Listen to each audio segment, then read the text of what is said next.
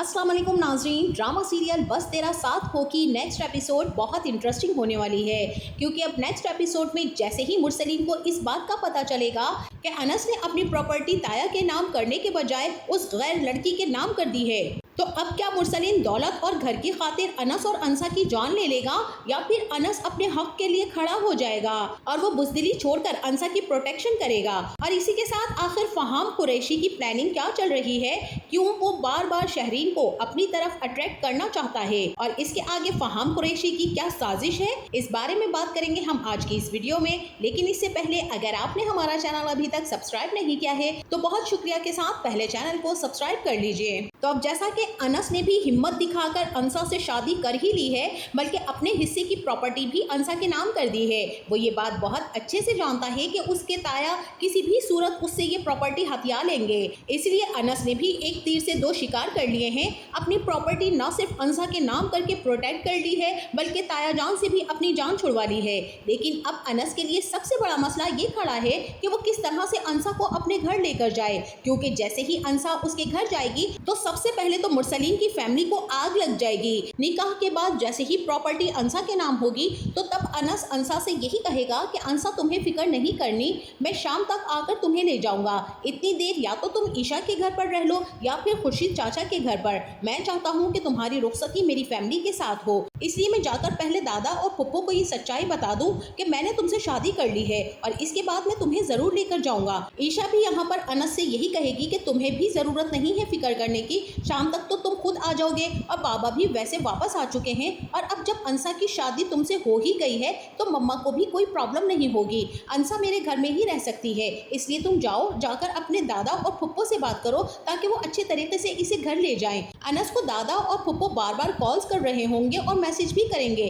लेकिन अनस उनकी किसी भी कॉल और मैसेज का जवाब नहीं देगा, जिसकी वजह से दादा काफ़ी ज़्यादा परेशान हो जाएंगे। अब बाहर आकर मुरसलीन से यही कहेंगे कि मुरसलीन मुझे ये बताओ कि तुमने अनस के साथ क्या किया है, अगर मैंने जायदाद का हिस्सा उसके नाम कर दिया तो तुम्हें क्यों आग लगी हुई है। अनस तो कभी भी ऐसा नहीं करता कि मेरे किसी मैसेज और कॉल का वो जवाब ना दे, और आज वो ऐसे ही चला गया है, अभी तक उसे होश नहीं है कि वो मेरे मैसेज का जवाब दे। और मुझे इस बात का यकीन है अमरीन कि जरूर इन लोगों ने अनस के साथ कुछ किया है। जैसे ही इन लोगों को घर का पता चला है ना, तो इन्होंने अनस को गायब करवा दिया है। मुरसलीन यहाँ पर यही कहेगा कि मैं तो खुद परेशान हूँ अब्बू, अभी थोड़ी देर पहले तो मुझसे बात करके निकला था कि वो मुझे अपने घर का हिस्सा वापस कर देगा, और अब ना तो वो मेरी कॉल उठा रहा है और ना ही आपकी। हमने अनस के साथ कुछ भी नहीं किया है और हमने उसके साथ कुछ क्यों करना है। और यहाँ पर शायान कहेगा कि अभी तक तो हमने उसके साथ कुछ नहीं किया, लेकिन अगर दादा जान उसने अपनी प्रॉपर्टी का हिस्सा हमारे नाम ना किया ना तो फिर बहुत कुछ हो सकता है। और दादा यही कहेंगे कि क्या मतलब है, तुमने कुछ नहीं किया और तुम क्या कर लोगे, तुम्हें शर्म करनी चाहिए। और मुरसलीन तुम अपने बेटे को समझाने की बजाय उसकी हाँ में हाँ मिला रहे हो। शाजिया भी आगे आ जाएगी और यही कहेगी कि देख रहे हैं आप मुरसलीन, क्या आपके अब्बू को तो सिर्फ और सिर्फ मुजतबा दिखाई देता है, ना मुरसलीन की फिक्र है और ना ही मुरसलीन की औलाद की। वो आपसे वादा करके गया था ना कि अपना हिस्सा आपके नाम कर देगा, अब आप खुद देख लें कि कैसा वादा निभाया है उसने कि खुद ही गायब हो गया। और मुझे तो लगता है कि अब वो कभी भी घर वापस आने वाला नहीं है। ये सारी खिदमतें वो सिर्फ और सिर्फ इसी हिस्से के लिए तो कर रहा था। अब जब वो मालिक बन गया है और उसे हिस्सा मिल ही चुका है तो वो क्यों कपड़े धोने आएगा अब्बा के, क्योंकि अब्बा जी से तो वो सिर्फ और सिर्फ काम के लिए जुड़ा हुआ था कि उसे उसका हिस्सा मिल जाए, और जब उसे हिस्सा मिल गया है तो वो अब क्यों आएगा। मेरी बात आप कान खोल के सुन ले कि वो कभी नहीं आने वाला है। और शायान तो यही कहेगा कि अगर कब्र में भी घुस गया ना तो मैं तो उसे वहां से भी निकाल कर ले आऊंगा, लेकिन मैं उसे छोड़ूंगा नहीं। लगता है यहाँ पर शायान उस दिन का थप्पड़ और मार नहीं भूला, इसीलिए तो शायान की जुबान बहुत ही ज्यादा तेज चल रही है। अनस को भी जैसे ही बार बार कॉल्स आना शुरू होंगी तो अनस वहीं पर अंसा को छोड़ेगा और वापस आ जाएगा। अंसा भी ईशा से कहेगी कि मुझे कुछ समझ नहीं आ रही ईशा कि अनस मुझे यहाँ पर छोड़कर क्यों गया है, वो मुझे साथ लेकर जाकर भी सब कुछ सच्चाई बता सकता था और यूं कोई भी बात ना होती। सब लोग तो मुझे पहले ही एक्सेप्ट कर चुके थे और तुम देख रही हो ना कि अब किस तरह से मुझे छोड़कर यहाँ पर वो चला गया है। मुझे बिल्कुल भी अच्छे नहीं लगते हैं बुज़दिल लोग और बुज़दिल मर्द। देख रही हो तुम किस तरह से मैदान छोड़कर भाग गया है, अभी तक वापस ही नहीं आया। उसे चाहिए था कि वो मुझे साथ लेकर जाता, लेकिन वो मुझे यहाँ पर छोड़कर चला गया है। मुझे कुछ समझ नहीं आ रही कि मैं क्या करूं। और ईशा अंसा को यही समझाएगी कि तुम फिक्र मत करो, अगर अनस तुमसे कहकर गया है कि वो अपनी फैमिली को लेकर आएगा तो वो जरूर लेकर आएगा, तुम्हें फिक्र करने की जरूरत नहीं है। तुम्हें इस वक्त अनस पर भरोसा करना है। अब अनस जैसे ही घर पहुंचेगा तो सब लोग पंचायत लगाकर बैठे होंगे।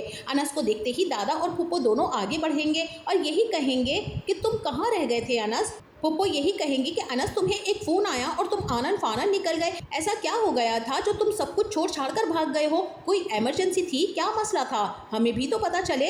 अनस कहेगा कि कोई मसला नहीं था फुप्पो, मेरी एक बहुत ज़रूरी बात थी जो मैं कर आया हूँ। मैं चाहता हूँ कि मैं आप लोगों से अकेले में बात करूँ। और यहाँ पर शायान कहेगा कि बकवास बंद करो अपनी, और जो काम तुम्हें अब्बा ने कहा था ना वो कब कर रहे हो? जल्द से जल्द हमारी जायदाद हमारे नाम वापस कर दो, वरना तुम्हारे साथ जो हम सुलूक करेंगे ना तो तुम सोच भी नहीं सकते हो। और यहाँ पर अनस के अंदर का सोया हुआ शेर जाग जाएगा और वो यही कहेगा कि एक सेकेंड, अपनी बकवास तुम बंद रखो। तुम जानते हो कि ये घर मेरे नाम है, और अगर अब तुम में से किसी ने भी किसी किस्म की फजूल बात की तो मैं तुम्हारा वो हशर करूंगा कि तुम्हारी सोच है। शायान भी सिर्फ और सिर्फ बातों के तीर ही चलाता है, इससे ज्यादा वो कुछ कर भी नहीं सकता है। और वाकई वो अनस से डरता है। सिर्फ और सिर्फ अनस के यूं दब जाने की वजह से शायान बहुत ज्यादा शेर बना बैठा था, इसीलिए तो अनस की धार सुनकर सब लोग खामोश हो जाएंगे। और तब अनस बताएगा कि मैंने शादी कर ली है अंसा से। दादा जान और फुप्पो, मैं चाहता हूँ कि आप मेरे साथ चलें और अंसा को इस घर में लेकर आए।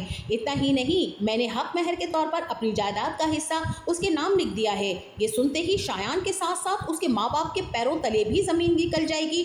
और ये बात सुनने के बाद मुरसलीन आगे बढ़ेगा और एक जोरदार थप्पड़ अनस के मुंह पर लगाने की कोशिश करेगा। और मुझे तो यहाँ पर ऐसा ही लगता है कि अब अनस किसी को अपने ऊपर हाथ उठाने नहीं देगा। उसी वक्त मुरसलीन का हाथ पकड़ेगा और झटका देकर उसे पीछे फेंक देगा और यही कहेगा कि अगर आइंदा आपने मुझ पर हाथ उठाने की कोशिश की तो मैं भूल जाऊंगा कि आप मेरे ताया हैं। इसलिए बेहतर यही है कि अब आप चुप करके बैठे रहें। दादा और फुप्पो तो अनस का ये रूप देखकर हैरान ही रह जाएंगे और दादा जान और फुप्पो तो यही कहेंगे कि क्यों नहीं, हम अंसा को तुम्हारे साथ लेने जरूर चलेंगे। दादा जान को इस बात का यकीन है कि अब अंसा ही अनस की जिंदगी को और बेहतर बना सकती है, इसीलिए अब दादा और फुप्पो अनस के साथ जाएंगे और अंसा को घर ले आएंगे। अब मुरसलीन की फैमिली को दिन में तारे नजर आ जाएंगे। अंसा को देखकर शायान की भी सिट्टी गुम हो जाएगी। तीनों चारों बैठकर बातें करने लग जाएंगे। सब लोग बहुत ही ज्यादा परेशान होंगे। तब शाजिया कहेगी कि तुमने बहुत कम किया है उस लड़की के साथ, बल्कि मैं तो चाहती थी कि तुम इससे ज्यादा करते ताकि वो किसी को मुंह दिखाने के लायक ही नहीं रहती। अगर उसके साथ इतना ज्यादा बुरा हुआ होता ना तो वो कभी भी अनस से शादी करके यहाँ ना आती। तुम्हारी वजह से शायान, सिर्फ और सिर्फ तुम्हारी वजह से आज वो लड़की इस घर में आ रही है, बल्कि इस घर की मालकन भी बन गई है। ये घर सिर्फ और सिर्फ मेरा है।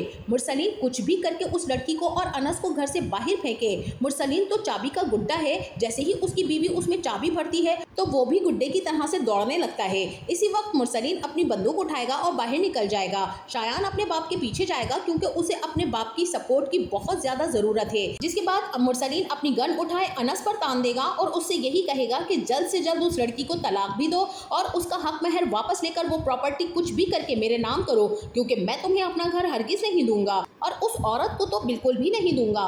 जितनी जल्दी तुम ये बात समझ लो उतना ही बेहतर है, वरना अनस तुम मेरे हाथों से मरोगे और ये लड़की भी मेरे हाथों से मर जाएगी। अब अनस में जो थोड़ी बहुत हिम्मत पैदा हुई थी वो सारी की सारी अंसा में डेवलप हो जाएगी, क्योंकि अब यहाँ पर मुरसलीन और शाजिया के साथ साथ शहरीन और शायान का मुकाबला करने के लिए अंसा अकेली ही काफी है। लेकिन अंसा यहाँ पर शहरीन के साथ साथ शायान को भी जलील करेगी और साथ ही साथ शाजिया और मुरसलीन को भी, और उनकी औकात भी याद दिलाएगी। इतना ही नहीं बल्कि अब शहरीन भी फहाम कुरैशी के जाल में दिन ब दिन फंसती चली जा रही है और वहीं फहाम कुरैशी भी कोई बहुत बड़ी चाल चल रहा है। उसने किसी भी सूरत शहरीन को पसंद नहीं किया, बल्कि वो शायान से अपने भाई का बदला लेने के लिए शहरीन को अपनी तरफ खींच रहा है। यही बात उसने अपने छोटे भाई को भी बता रखी है, क्योंकि वो अब शहरीन से शादी करके शायान की भी अकड़ तोड़ना चाहता है और साथ ही साथ शहरीन की भी। अब मुझे तो ऐसा ही लगता है कि फहाम कुरैशी अब बहुत बड़ी साजिश के तहत शहरीन की जिंदगी में शामिल हो जाएगा और ये साजिश अब बहुत जल्द कामयाब भी होने वाली है, क्योंकि शहरीन और उसकी माँ तो पहले ही फहाम कुरैशी की दौलत देखकर उसके पीछे पड़ चुकी हैं। फहाम कुरैशी वही इंसान है जो अपने भाई से इतनी ज्यादा मोहब्बत करता है कि उसके लिए वो किसी को भी माफ नहीं करता, और इसीलिए तो वो अब ना सिर्फ शायान से बदला लेना चाहता है बल्कि शहरीन को भी ना को चने चबवाना चाहता है। और मुझे तो ऐसा ही लगता है कि अब शहरीन के थ्रू मुरसलीन और शाजिया और खासकर शायान को भी बहुत ज्यादा सजा मिलने वाली है। और इसी तरीके से अब एट दी एंड शायान अपने बाप को ऐसा रंग दिखाएगा और शहरीन की बर्बादी के बाद मुरसलीन और शाजिया घुटनों के बल बैठकर अंसा से और अनस से माफिया मांगेंगे, क्योंकि यही मकाफात अमल है कि इंसान जैसा करता है उसके साथ भी बुरा ही होता है। आपका इस बारे में क्या ख्याल है? हमें अपनी कीमती राय से जरूर आगाह कीजिएगा। जाते जाते वीडियो को लाइक और चैनल को सब्सक्राइब करना ना भूलिएगा। अपना बहुत सारा ख्याल रखिएगा। मिलते हैं नेक्स्ट वीडियो में, तब तक के लिए अल्लाह हाफिज़।